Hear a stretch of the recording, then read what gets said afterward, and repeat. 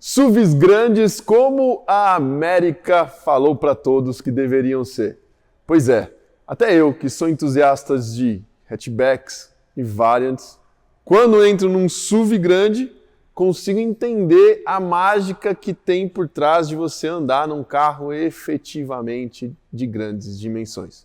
E a Volkswagen não ia ficar atrás, e por isso nós temos um SUV muito grande da linha do Grupo VAG, que é a Touareg, que na Audi é a Q7 e na Porsche é a Cayenne. E é sobre esse carro que nós vamos falar nesse vídeo. Bora lá! Buenas, sejam bem-vindos ao Vento, Luciano Jacuti quem vos fala. Hoje estamos aqui nesta oficina que é especializada em reparos de Volkswagens e Audis em Curitiba para falar sobre Volkswagen Touareg, no caso essa é uma de segunda geração facelift. Se você deseja ter um serviço realizado por nós, manutenção, diagnóstico, e está precisando resolver aquele pepino no teu Volkswagen, Audi, BMW ou Mercedes, o link para fazer o agendamento, que a gente trabalha apenas agendado, está na descrição. Volkswagen Touareg. Para quem não sabe, Touaregs, apenas como item de curiosidade, eram o povo que era nômade no deserto. Então, uma excepcional capacidade de atravessar por condições, vamos colocar assim, não amigáveis. Um povo que era nômade e mercantil e atravessava desertos. E foi através desse povo que a Volkswagen decidiu nomear o carro dela.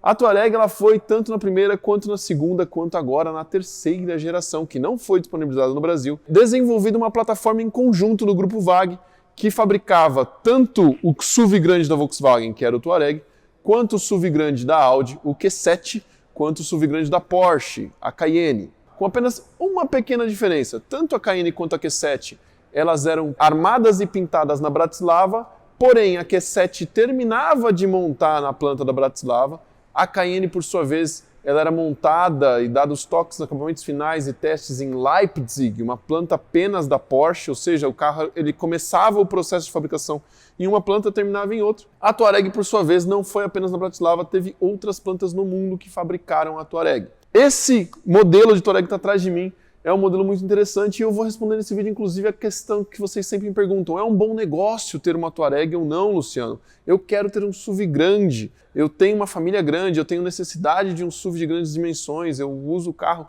para ir até o sítio, até a chácara, eu faço longas viagens. Não é um carro que eu vou usar no dia a dia na cidade? Ou talvez até seja, por que não ser o único carro da família aí?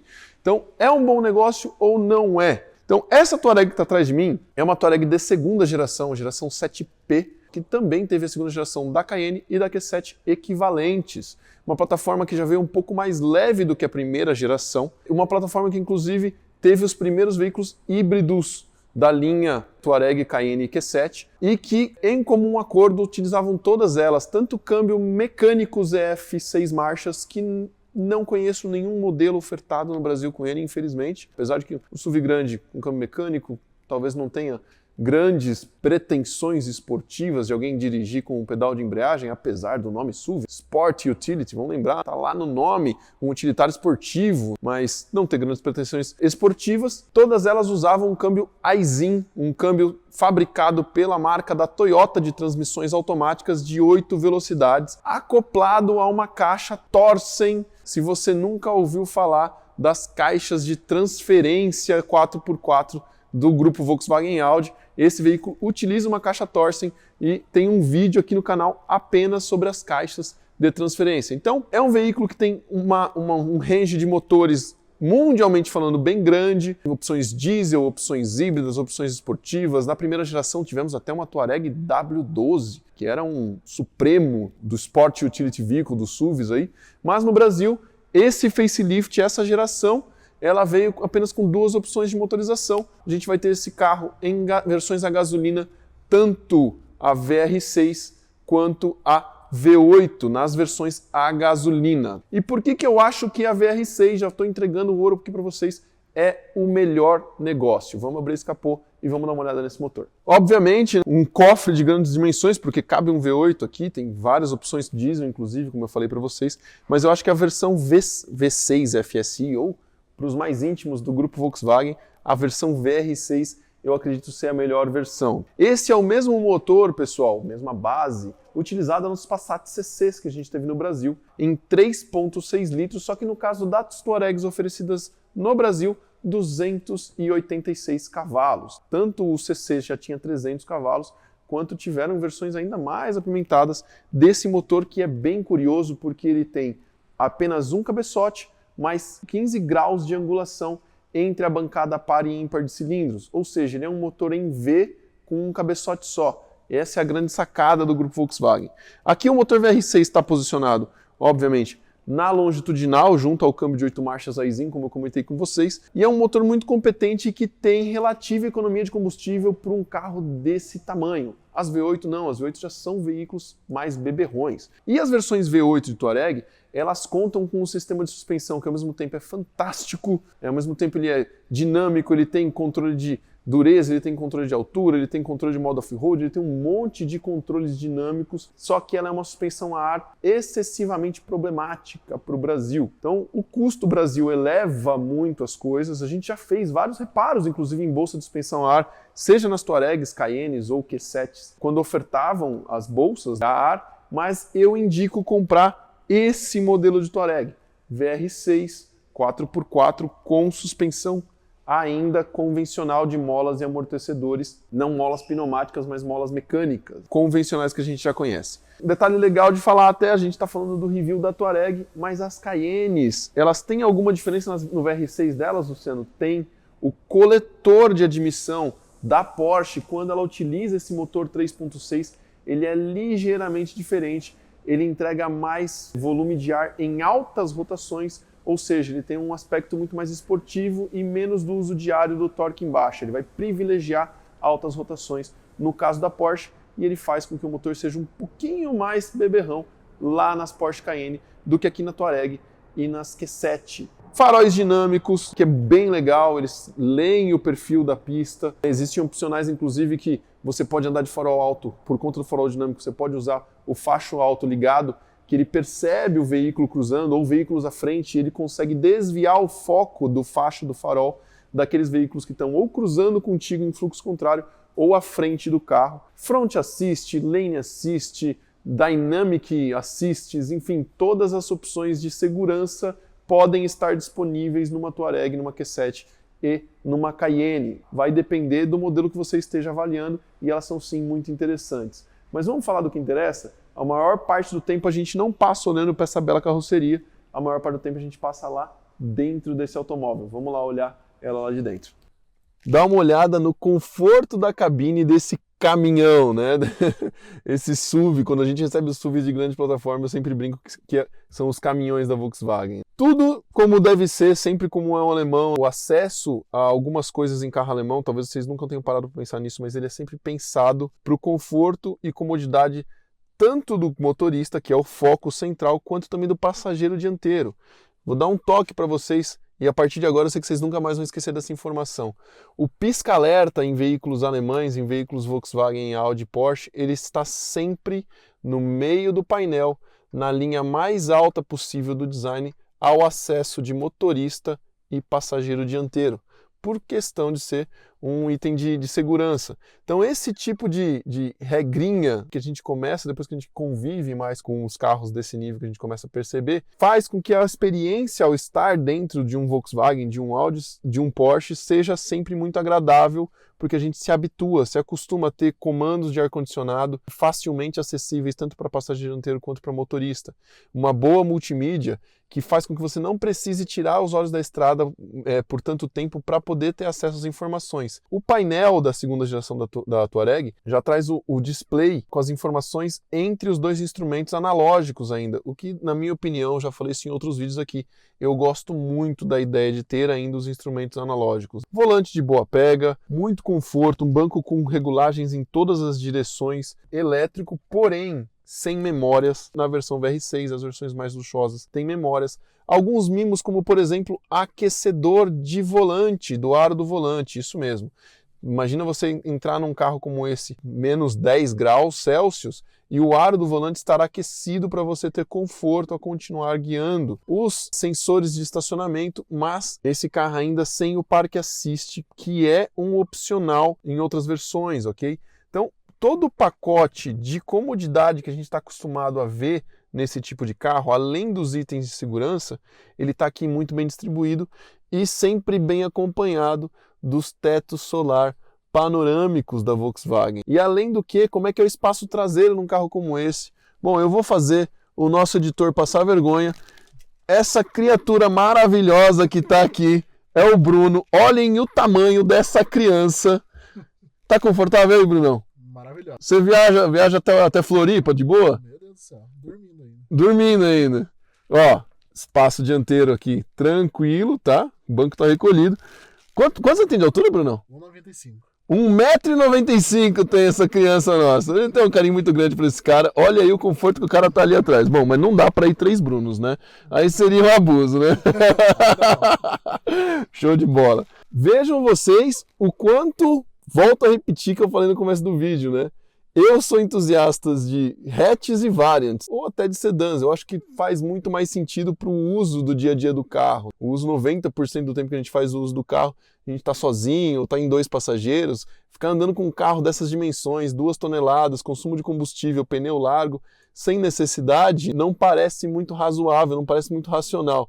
Mas ainda assim, toda vez que chega um carro como esse, que eu saio para um test drive junto com o cliente, ou para poder testar alguma funcionalidade, fazer algum diagnóstico, eu fico pensando o quanto é confortável, o quanto deve ser fantástico conviver e ter um veículo como esse para poder usar junto com a família. Essa versão aqui está visitando a gente dessa vez, já é um cliente recorrente da casa, ele já vem aqui fazer revisões, porque houve um problema com o sistema de freio de estacionamento dele, que nesse carro tem uma particularidade muito interessante. Ele não é, obviamente esse carro tem freio a disco nas 4 rodas, com pinças Brembo, as pinças 18Z na dianteira e 17Z na traseira, de 6 pistões na dianteira e 4 pistões na traseira. Então são freios muito potentes, são freios de excepcional poder de frenagem. Porém, essas pinças Brembo não têm nenhum sistema de freio de estacionamento atrelado a elas, não é a cabo.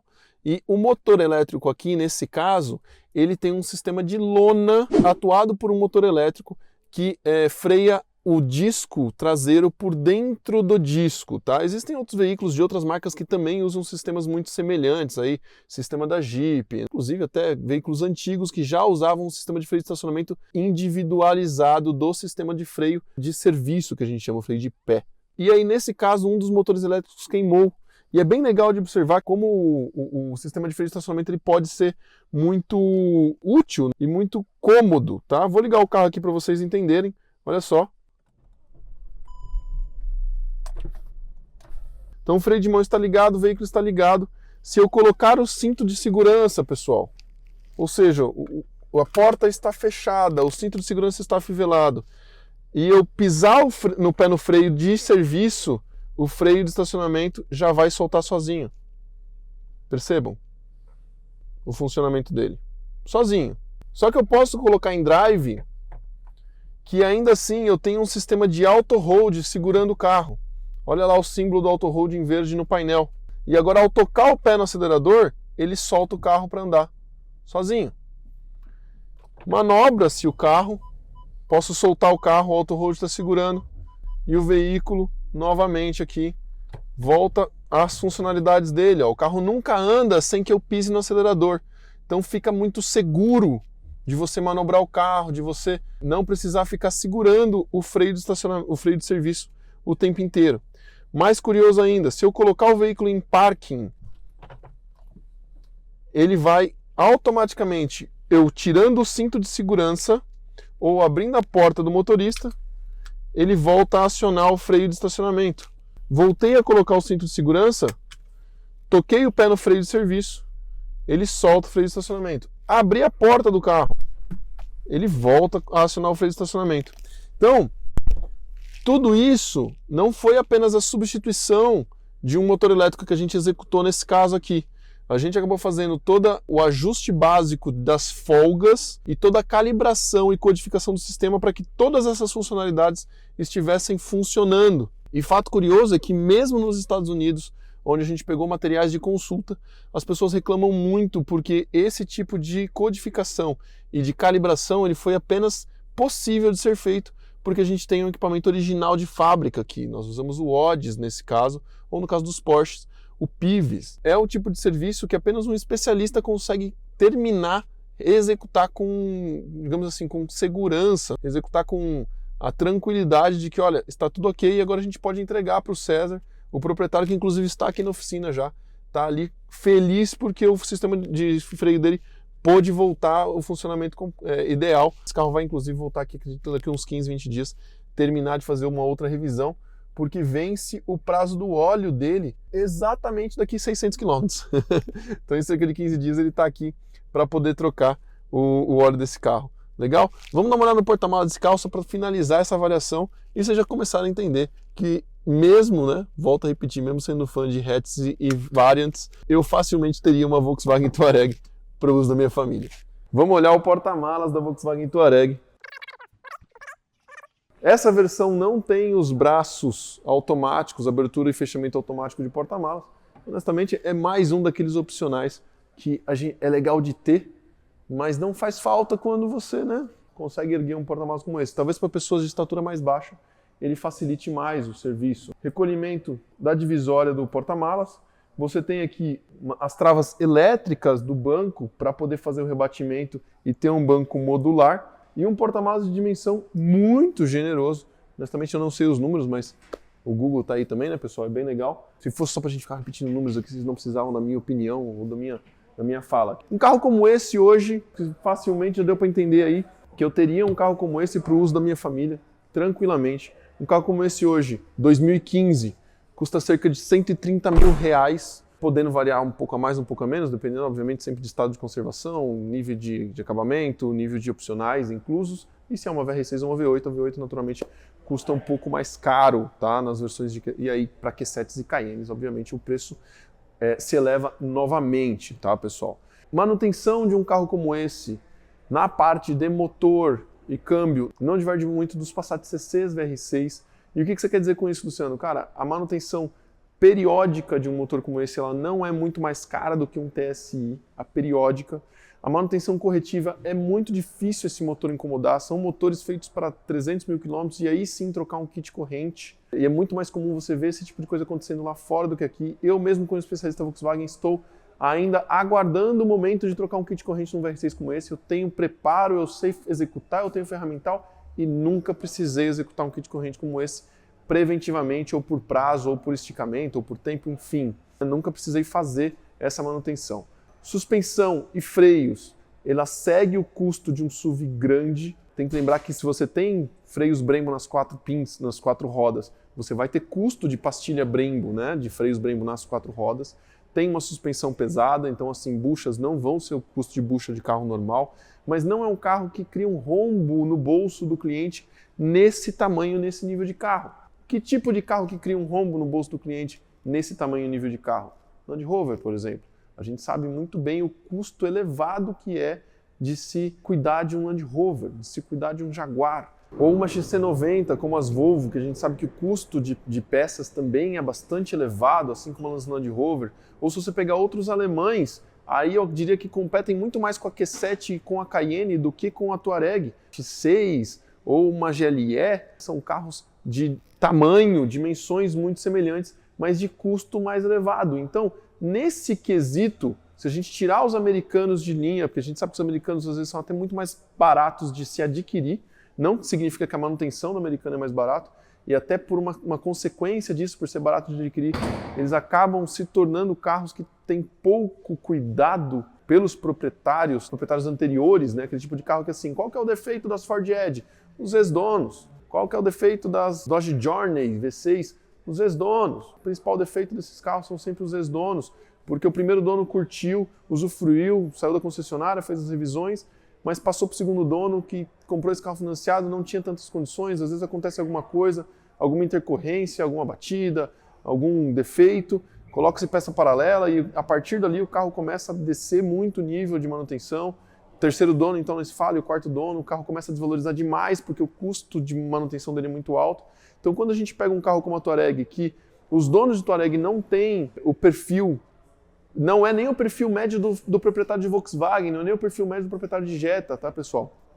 É muito comum você encontrar Touaregs primeiro dono ou segundo dono de pessoas muito cuidadosas, de pessoas que efetivamente preferem manter o carro todo em ordem, todo com peça original, aquele nível bacana. Então a Touareg, eu diria que desses SUVs grandes, e especialmente entre os alemães, ela é hoje o melhor custo-benefício, tanto na aquisição quanto na manutenção, em especial a VR6. Por isso que eu recomendo um carro como esse se você está procurando um SUV grande aí com 7, 8 anos de uso. Esse foi o review da Volkswagen Touareg aqui no canal da Alvento, onde você pode contar conosco para a manutenção da sua. Até o próximo vídeo.